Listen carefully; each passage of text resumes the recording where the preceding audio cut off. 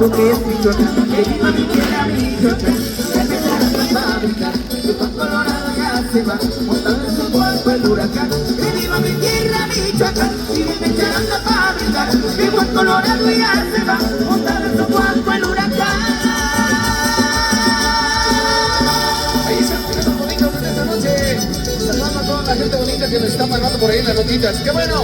Felicidades, gracias a toda la gente de aquí de Antepacua. Qué bonitas tradiciones y qué bonitos regalos por ahí nos trajeron estas lindas y hermosas mujeres de estos bellos lugares de nuestro lindo estado de Michoacán.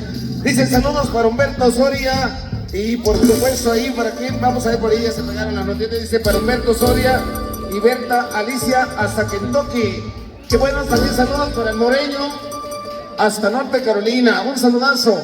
Por favor, dice, ahí tócame para todos los organizadores de Antepacua, dice, y un saludo muy especial para una amiga que se encuentra, que le cantan las canciones de los playas, para Lupita de Antepacua, hasta Seattle, Washington, compadre. Adelante por ahí. Dice, manda un saludo para el amigo Moreno Juancho, que se encuentra en el sur de California. Le mandamos el saludo, compadrito. Ahí está el saludo para mi raza que se está reportando hasta la Unión Americana, compadrito. Te lo Claro, compadre, dice, por favor, tócame tu delirio y 2 hojas sin rumbo, compadre. Se le vamos a tocar, dicen saludos para Mateo Crisóstomo Jiménez, Simón Crisóstomo López, Elena Jiménez Galván, que se encuentra en Norte Carolina, y Salomón